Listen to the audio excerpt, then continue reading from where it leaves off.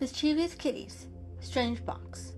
In just the few days since they arrived, Peaches and the Tuxedo Kitten seemed to be settling in the new home.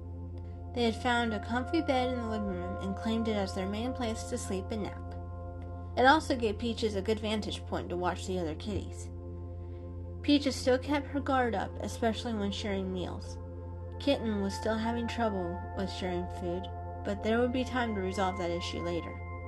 At the present, Peaches was more concerned about building trust with the other kitties, and also waited on proof that Owner was determined to keep them here. One afternoon, Peaches and the kitten were sitting in the comfy bed. She heard Owner walk in the house, set something down, and walk across the living room. Peaches flicked her ear to listen, but otherwise did not look up. Hearing some approaching paw steps a few moments later, she did lift her head to look. She saw Mer-Ka and Pepper wander in the living room and noticed the item the human had left, a small box. "Where did this come from?" Mer-Ka asked. "I don't know," Pepper replied. "Wasn't here before." The two kitties explored the box, sniffing it, walking around it, pawing at it. Every time the box moved, it made a slight jingling noise. Hearing this strange sound, Pepper had to know what was inside. The noise of the box also intrigued the other cats. Cream and Jewel walked around the corner of the couch. "What's going on?" Cream asked Peaches. "They're investigating a new box," Peaches replied. "What's in it?" Jewel asked. "We don't know yet," Pepper answered without looking at her, but instead was still looking down at the box, determined. "But we're gonna find out." "Okay," Jewel responded. Both Cream and Jewel sat down at a comfortable distance from the two investigating boys to watch them. Soon the kitten walked over with the two girls, Peaches right on his tail. All four of them sat to watch the commotion. Pepper and Mer-Ka worked together to get the box to stand up on its side, and then Pepper realized that the lid was loose. Both kitties reared up on their hind legs. Mer-Ka held the box steady with his front paws as Pepper tugged on the lid. When the lid came free, they both quickly backed up, letting the two pieces of the box fall back to the floor. Pepper pushed the lid to the side as it was falling so he could get to the box. The box landed with multiple jingles. Pepper and Mer-Ka approached and sniffed the contents. They saw it was a variety of collars with shiny tags on them. The other four kitties were also curious to see what was inside, and they leaned forward, but before one could move towards the box, sudden footsteps drew their attention.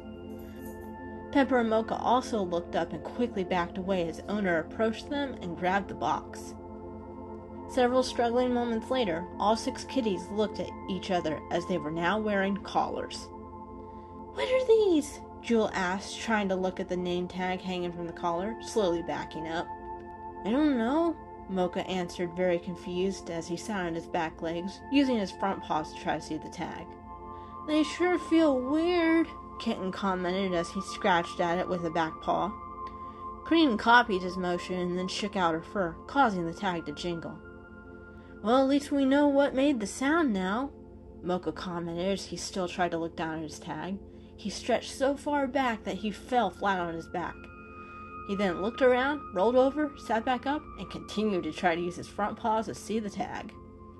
"I like the sound better when it was in the box," Pepper stated. He was scrunched down close to the ground, with wide eyes, afraid to move. He was shaking a little. "Pepper, you can move around," Jewel commented as she started spinning around with her chin on her chest. "Nope," he replied. "Anything that goes around the neck can be used to stop someone from having fun. I'm not moving until I can be free from this ribbon prison." Cream gave him a confused glare. "What? That doesn't even make sense. Unless you're talking about it can be used to discipline you for when you do bad behavior." He didn't look back at her and didn't reply. "I guess you are," Cream sighed, and then noticed the only one who wasn't curious or freaked out by the new items was Peaches. A moment later, the calico noticed Cream was looking at her. "You know what these are, don't you?" Cream asked. "They're collars, and there's multiple reasons humans put them on kitties." "Like what?" Jewel asked. "To know where we are." She pawed at the tag, causing it to jingle. "That sound lets them know where we are. To know who we are. These tags have our names written on them, so other humans will know our names." "That's it!" Pepper stood up and rubbed against the couch, slid down to the floor and started rolling on the floor, then started to kick at the collar with one back paw. I don't want anyone to know where I am or who I am. After realizing that all his sprawling on the floor failed, he then ran out of the room at full speed, tag jingling the entire time. The others had paused what they had been doing to watch the dramatic display. They then went back to figuring out their own collars. Peaches walked over to the carrier that had brought her and the kitten here, that was still sitting in the living room. She used her paw to swing the door open. Where do you think you're going? Jewel asked her, confused, still scratching at her collar. Nowhere, Peaches replied as she started rubbing her neck against the door. Oh, okay, Jewel replied, uninterested. She then got up and walked out of the room to find Pepper. Then what are you doing? Mer-Ka asked. One nice thing about collars that work in our favor. Peaches started as she still rubbed her neck against the door. They usually have a safety feature. How does that work in our favor? Mer-Ka asked. You can get something under the collar to grab it, she said as she felt the collar wrap around the locking mechanism of the door.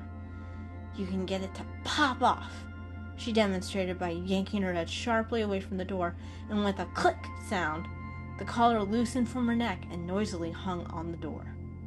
She shook her fur out and looked at the others. Like that. Whoa! Mer-Ka said as he carefully approached the collar and sniffed it. You made that look so easy! He pawed at the collar and it jingled to the floor. Peaches put her paw out to shut the carrier door. It is actually quite difficult if you're not careful. You can hurt yourself. She motioned to her throat. You can choke or strangle yourself if you pull against the wrong spot on your neck. Oh, okay, Mer-Ka replied thoughtfully as he tested to see if he could get his paw up under his collar. As his paw slipped in, he could feel the collar tighten around his neck. His eyes widened and he looked at Peaches. It's okay, she encouraged. Make sure you can breathe, and then when you're ready, pull very, very hard. He paused and took a deep breath. He secured his paw by digging his claws around the stiff fabric. Pressed against it so hard he pulled his neck painfully to the side. He shook his head, took another deep breath, and pulled again. This time, he also moved his neck in the opposite direction. Just as he felt the rough edge start to dig into his skin, there was a click, and the collar jingled to the floor. He caught his breath. He looked down at the collar, then back up at Peaches. His eyes flashed a moment of disbelief and then filled with excitement. I did it! He exclaimed with a little bounce. Good job, she mewed excitedly. Her ear flicked out a small jingle sound. She looked back towards the carrier and saw Kitten pawing at her collar. She purred happily. Pepper, meanwhile, was trying to find his own way to get the collar off his neck. He tried rubbing against all kinds of things. Walls, scratch posts, chair legs, the floor, everything. But nothing was working. Frustrated, he started scratching hard at it with his back paw, causing it to spit around his neck. This sensation bothered him even more. Then, surprisingly, one of his claws got stuck in the rough fabric, and Pepper felt it pull on his neck. He gasped as he got an idea. He readjusted his back paw, sinking more claws into the fabric, and pulled hard. The fabric bit into his neck, but he ignored it. He had to get this thing off. After a few uncomfortable moments, frustration turned into relief when his ears heard the click, and the collar dropped with the jingle off of his neck and onto the floor, still stuck on one of his back claws. Pepper roughly shook his back paw, flinging the collar several steps away. He quickly backed up from the collar, wanting more space from it. He then shook out his fur and gave his chest for a few relieved licks. He gave a loud sigh of relief.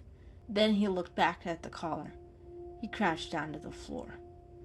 He was just about to jump on the collar and attempt to rip it up with his claws when Jewel walked in the room, her own tag still jingling from her neck.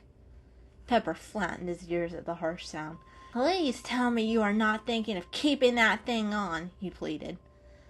Please help me take it off, she pleaded even more. I can't pull hard enough. It hurts too much. Pepper looked at his collar and grimaced. It's gonna hurt for a little bit, but there's no other way to get it off. Jewel sat down and lifted her chin. Fine, just please take it off. Okay. Pepper hesitated, but then leaned forward and grabbed the collar in his teeth and pulled hard. Jewel clenched her teeth against the pain as Pepper continued to pull for what felt like forever. The click sound reached their ears, and Pepper dropped her collar in front of her paws. There! Good job! He exclaimed. She shook her head, happy to not hear a sound. She straightened up her bow. Oh, thank you so much, Pepper! She nuzzled him thankfully. He purred and nuzzled her back. You're welcome, Jill. Back in the living room, Mocha picked up his own collar and dropped it near Peach's collar. Then Mocha and the kitten started to play with the collars while Peaches and Cream sat and watched. Hey! The kitten looked at Cream and stated, These things are different from ours.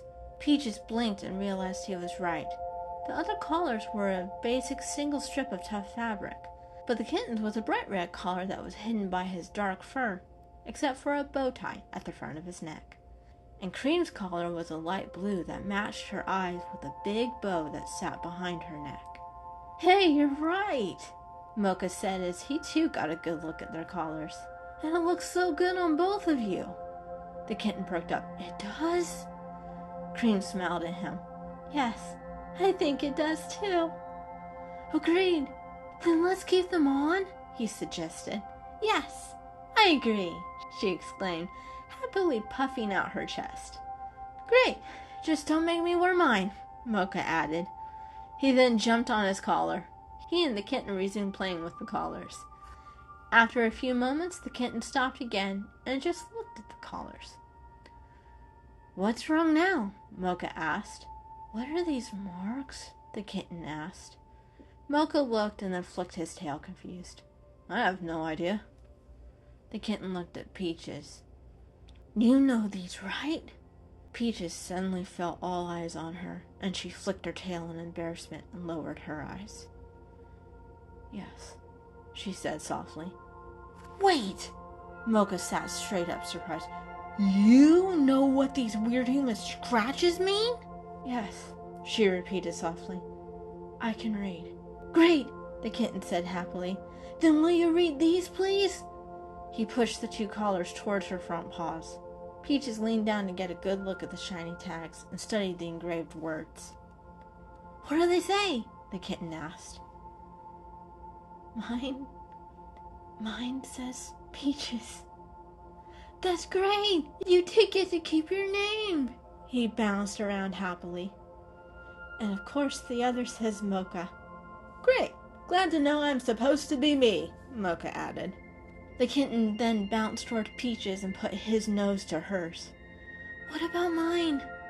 He asked excitedly, lifting his nose in the air and bouncing slightly. Do I finally get a name? Peaches lifted the red bow tie with one paw and stared for a moment at the shiny name tag that was bouncing on her other paw. Hold still, she scolded. Sorry, he apologized and tried to stay still, but instead lightly shuffled his front paws. Her mouth moved slightly and soundlessly as she figured out what she was reading. It says, Mr. Fluffles. I have a name! He happily squealed and bounced around Peaches. When he settled down, Mocha and Cream gave him a slight nod. Nice to meet you, Mr. Fluffles, Cream said with a happy purr. She then grabbed Mocha's collar and started to run, but was stopped by Mocha, who had hooked the collar with a claw. Cream dropped it, and Mocha batted around trying to get it off of his claw. Mr. Fluffles took Peach's collar and joined them. Peaches sat and watched the three of them play with the collars. The kitten's name still rang in her ears. She let out a relieved sigh.